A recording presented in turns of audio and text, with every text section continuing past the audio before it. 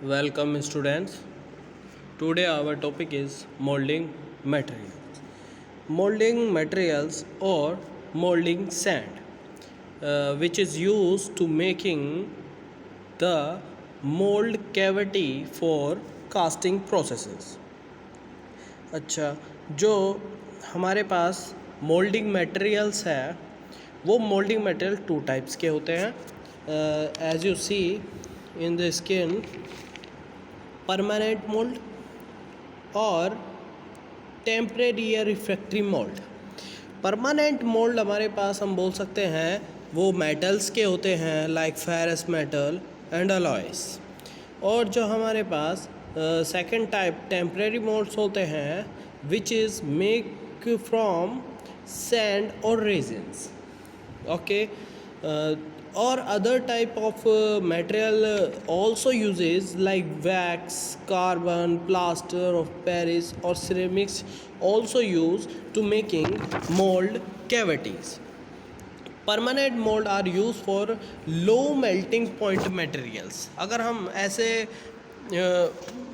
किसी की कास्टिंग करना चाहते हैं, किसी पार्ट की कास्टिंग करना चाहते हैं तो उसका जो मटेरियल होगा, उसका मटेरियल और हमारे जो मोल्ड का मटेरियल होगा, तो हमारे मोल्ड का मटेरियल की जो मेल्टिंग पॉइंट होगा वो उससे ज़्यादा होना चाहिए.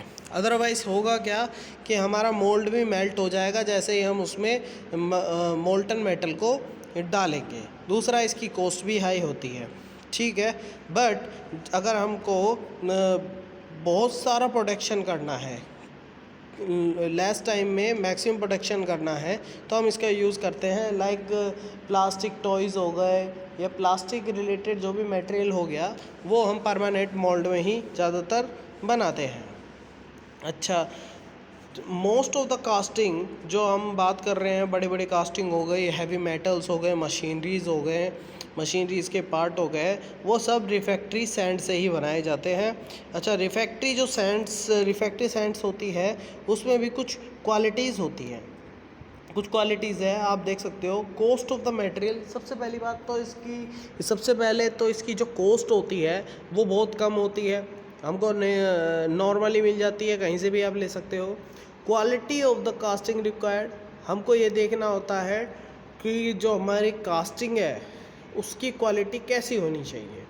Number of the casting required, कितना अपन को नंबर में कास्टिंग चाहिए. अगर हम सैंड से करने बैठेंगे, सैंड वाली से, तो मैक्सिमम काफ़ी टाइम लग जाएगा बनाने में, पर परमानेंट वाली में जल्दी बन जाएगा. एक्यूरेसी ऑफ कास्टिंग, उसकी सरफेस फिनिश, उसमें कोई भी ब्लो होल्स नहीं बनने चाहिए, कोई कैविटी नहीं बननी चाहिए, ये भी कंसिडर किए जाते हैं. Shape and size of the casting, हमको ये भी देखना होता है कि जो हमारी कास्टिंग है उसका जो शेप है वो शेप कितना कॉम्प्लेक्स है, उसका शेप हमको देखना होता है कि कितना कॉम्प्लेक्स है. ठीक है. उस हिसाब से भी हमको मोल्ड मटेरियल यूज़ किया जाता है. और दूसरा कि जिस भी की हमको कास्टिंग करनी है, यानी हमारा जो फाइनल प्रोडक्ट है उसका मटेरियल, उसकी प्रॉपर्टी क्या क्या होंगी, ये भी कंसिडर की जाती है. ठीक है. अच्छा, ये नेक्स्ट. अच्छा, हम ये जो सैंड यूज़ कर रहे हैं, सैंड क्यों यूज़ करते हैं, इसकी कुछ रीज़न्स है. एक तो सबसे पहली चीज़ क्या है कि ये किसी भी फेरस, नॉन फेरस मेटल को इजीली कास्ट कर सकती है. दूसरी चीज़ क्या है, ये इसकी कॉस्ट बहुत कम है, हमको इजीली अवेलेबल हो जाती है. तीसरी चीज़ इसमें क्या है कि इसमें अगर हम कोई प्रॉपर्टी इंक्रीज़ करना चाहते हैं, लाइक उसकी स्ट्रेंथ इंक्रीज़ करना चाहते हैं या उसकी परमेबिलिटी इंक्रीज़ करना चाहते हैं, उसकी रिफेक्टिवनेस इंक्रीज़ करना चाहते हैं, तो हम उसमें कोई भी एलिमेंट मिक्स करेंगे तो वो प्रॉपर्ली उसमें मिक्स हो जाता है. अच्छा, ये मिलती कहाँ पर है, हम नेचुरली हमको रिवर बेड्स में, लेक्स में, सी और डेजर्ट वगैरह में आप सैंड देख सकते हो. आप अपने घर से बाहर निकलोगे तब भी आपको सैंड दिखाई देगी. ठीक है. टाइप ऑफ मोल्ड सैंड, अब मोल्ड सैंड को हमने कुछ टाइप में डिवाइडेड किया हुआ है. सबसे पहले नेचुरल सैंड, सबसे सिंपलेस्ट सैंड है. ठीक है. ये हमको नॉर्मली मिल जाती है. इसमें binding materials like clay 5 to 20% होती है जो उसको बाइंड करेगी, क्योंकि बाइंडिंग भी ज़रूरी है, अदरवाइज़ हमारी कास्टिंग कैसे बनेगी. ठीक है. वाटर चाहिए होता है 5 to 8% before making the mold. It can maintain moisture content for a long time and also contain considerable amount of organic matter. इसके अंदर मॉइस्चर भी होता है और साथ साथ ऑर्गेनिक मटेरियल्स भी होते हैं, लाइक लीव्स हो गई, प्लांट की लीव्स हो गई है, कुछ एनिमल्स की डंग्स हो गई हैं, या एनिमल की डेथ हो जाती है तो वो उसके भी पार्टिकल उसमें मिक्स हो जाते हैं, तो ऑर्गेनिक मटेरियल्स भी इसमें प्रेजेंट रहता है. This type of sand permit easy patching and finish of the mould. ये क्या करती है, इस सैंड को आप इजीली किसी भी शेप में और अच्छे फिनिश के साथ हमारे मोल्ड को तैयार कर सकते हैं. Natural sand are less refractory than synthetic sand and also less costly. इसमें रिफ्रैक्ट्री की अगर हम बात करें तो ये हाई हीटिंग कैपेसिटी को इंडिकेट करती है कि हमारी जो ये सिंथेटिक सैंड है इसकी रिफ्रैक्टिवनेस कम होती है कंपेयर टू सिंथेटिक सैंड, क्योंकि सिंथेटिक सैंड में हम कुछ इसी नेचुरल सैंड में ही कुछ एलिमेंट को मिक्स करके उसको सिंथेटिक सैंड बना देते हैं. अच्छा, इसको कुछ कास्टिंग बनाने में काम में लेते हैं, जैसे कास्ट आयरन हो गया, नॉन फेरस कास्टिंग हो गई. Now we move to synthetic sand. Synthetic sand कुछ नहीं है, सिंथेटिक सैंड के अंदर हम कुछ और अदर केमिकल्स या फिर कंपोनेंट मिक्स कर देते हैं नेचुरल सैंड में, तो वो सिंथेटिक सैंड बन जाती है. जैसे क्ले हो गया, मॉइस्चर हो गया, बाइंडर हो गया, like bentonite. Hence this sand is the formulated sand. इसको हम फॉर्मुलेटेड सैंड भी बोल सकते हैं. This type of sand are use for steel and other ferrous and non ferrous alloy casting. Synthetic sand has the following advantage as compare to natural sand. कुछ इसकी advantage है. Natural sand की जगह हम क्यों काम में लेते हैं इसको, तो वो कुछ ऐसे हैं.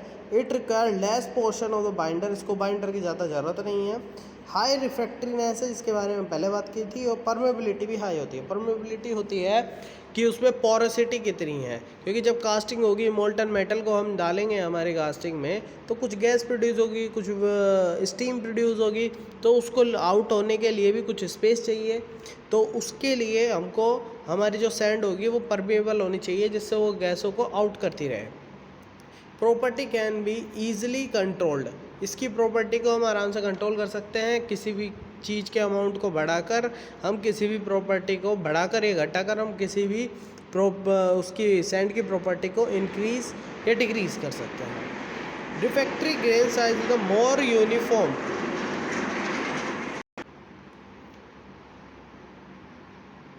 Property can be easily control. Refractiveness grain size is more uniform. जो हमारा पार्टिकल होता है उस पार्टिकल में कितनी यूनिफॉर्मिटी उसके पार्टिकल के साइज़ में, वो हमारी ग्रेन साइज़ कहलाते हैं. वो उसमें यूनिफॉर्म होता है, मतलब कि आप बोल सकते हो कि उसमें मैक्सिमम पार्टिकल सेम साइज़ के होते हैं. It is more suitable in mass production and mechanised foundries. It require less storage space. इसको स्पेस की ज़्यादा ज़रूरत नहीं होती है. अच्छा, अब थर्ड हम मूव करते हैं स्पेशल सैंड्स पर. स्पेशल सैंड्स में कुछ डिफरेंट प्रॉपर्टी होती है. हमको कास्टिंग में और भी चीज़ें लाइक कोर हो गया, या फिर वो सैंड जो सीधा ही मोल्टन मेटल के कांटेक्ट में आ रही है, या फिर वो सैंड जो सीधा मोल्टन मेटल के कांटेक्ट में नहीं आ रही है. तो डिफरेंट स्ट्रक्चर के लिए, उसमें प्रोजेक्शन के लिए हमको डिफरेंट प्रॉपर्टी की सैंड चाहिए होती है. सबसे पहले हमारी ग्रीन सैंड आती है. ग्रीन सैंड में वाटर की क्वांटिटी 5% होती है, और जो क्ले होता है वो 15 to 30% होता है. ठीक है. अच्छा, mould and core both can be made up of the green sand. Green sand mould are the poured in the green condition, not dried. Green condition क्या हो गया, हम इस तरह के मोल्ड बनाने के लिए सैंड को तब काम में लेते हैं जब कंडीशन में मॉइस्चर की प्रेजेंस ज़्यादा होती है. ठीक है. It is preferred for producing is simple, small and medium size casting. Next we move to special sand is loam sand. It contain more amount of the clay, like 50%. आप compare करके देखिए, 50% इसमें clay है. जब ये dry होगी, सूखेगी, तो ये एक हार्ड रॉक की तरह हो जाएगी. ठीक है. इसमें कुछ इंग्रेडिएंट फाइन सैंड होती है। फाइन मतलब जिसका पार्टिकल बहुत ज़्यादा छोटा है और सेम साइज़ में है। फाइन ग्राउंड रिफैक्ट्रीज, इसकी रिफैक्ट्रीज भी क्या होगी, हाई हीटिंग कैपेसिटी होगी। क्ले इसमें होगा, इसमें ग्रेफाइट होगी और साथ साथ फाइबरस रेनफोर्समेंट, फाइबर्स होगी जो इसमें क्या करेगी, इसकी स्ट्रेंथ को इंक्रीज करेगी। It is use to make mould for heavy and large part को, तो ये हैवी पार्ट्स वगैरह हमको बनाने, बड़े बड़े पार्ट बनाने, तो उसको बनाने के लिए काम में आती है। Next is core sand. Core होती क्या है, हमको मान लीजिए हमारी कास्टिंग में कोई होलो कैविटी बनानी है, तो हमको जो सैंड का एक अलग पार्ट बनाना होता है जिसको हम बोलते हैं core. Core sand is different from moulding sand. It is a very low clay content and there grain size is larger to increase permeability. अब देखिए इसमें सब कुछ उल्टा है। इसमें एक तो क्ले कंटेंट क्या होगा, बहुत कम होगा। इसमें वाटर बिल्कुल नहीं होगा, बहुत ज़्यादा ही कम होगा। साथ साथ इसमें जो इसके ग्रेन होंगे वो बड़े होंगे, इसके कोरेसिस ग्रेन होंगे। कोरेसिस मतलब क्या हो गया, बड़े बड़े दाने होंगे सैंड के पार्टिकल्स, ठीक है, जो इसकी परमेबिलिटी को इंक्रीज करेंगे। It is a silica sand mixture with core oil. Core oil क्या होता है, जैसे लिंस ऑयल हो गया, लिंसीड ऑयल हो गया, रेजिन हो गया, लाइट मिनरल्स ऑयल हो गया और other binding materials. Core sand is a suitable sand mixture also used to making cores. Next we move to parting. अब जैसा कि हमने पहले बात किए थे, हमने नोमेनक्लेचर बनाया था हमारे कास्टिंग, मोल्ड कास्टिंग कैसा हमारा बना होता है, तो उसके लिए हमको क्या होता है, इसमें पोर्शन होते हैं, कोप होता है, ड्रैग होता है और मिडिल पोर्शन चिक होता है।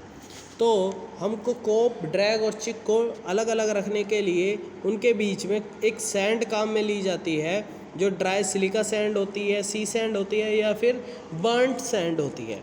ये क्या करती है कि जो हमारा पार्ट होता है कोप और ड्रग को आपस में बॉन्ड नहीं बनाने देती। जब हमारा स्ट्रक्चर तैयार हो जाएगा तो उनको ईज़िली वो सेपरेट हो जाए, इसके लिए हम उन दोनों के बीच में पार्टिंग सैंड को लगाते हैं। It is a parting compound may be dry और लिक्विड। ये दो तरह की हो सकती है, या तो ये ड्राई हो सकती है या लिक्विड हो सकती है। अगर ड्राई की बात करें तो charcoal, ground bone, limestone, ground nut shell etcetera be use in dry parting sand. In liquid petroleum jelly mix with oil, paraffins और stearic acid also used to making parting sand. Now we move to facing sand. Facing sand वो sand होती है जब हम molten metal को casting में डालते हैं तो वो पोर्शन, मोल्ड का वो सरफेस जो मोल्टन मेटल के कांटेक्ट में आती है उसको बोलते हैं हम फेसिंग सैंड।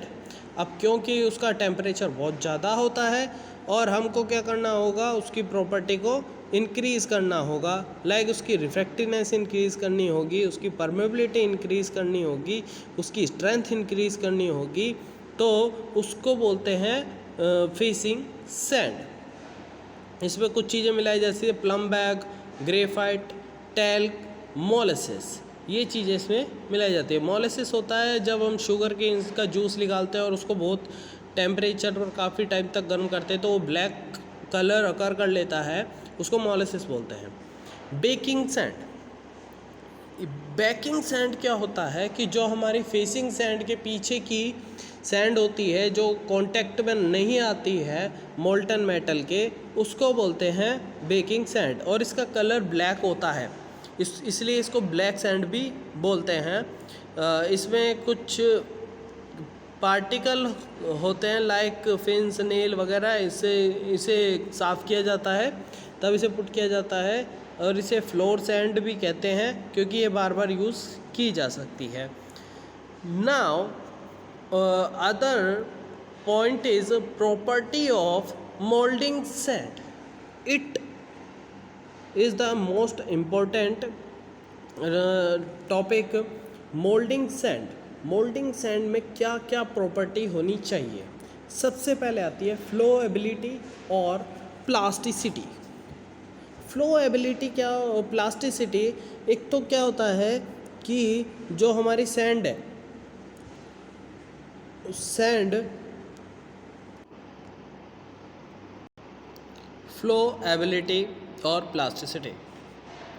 फ्लोएबिलिटी क्या होता है कि जो हमारी सैंड है, जब हम अपना पैटर्न उसमें फिट करेंगे या कैविटी बनाने के लिए, तो वो इजीली उस शेप को अकर कर ले, उसको बोलते हैं फ्लोएबिलिटी या प्लास्टिसिटी। प्लास्टिसिटी वो प्रॉपर्टी होती है जब हम किसी मटेरियल को, किसी थिंग्स को हम फोर्स लगाते हैं, फोर्स लगाते जाते हैं कंटिन्यू, और एक ऐसी कंडीशन आती है जब हम फोर्स रिमूव कर दें तब भी वो वापस अपनी इनिशियल पोजीशन में या फिर शेप में नहीं आ पाती है, उसको बोलते हैं प्लास्टिसिटी।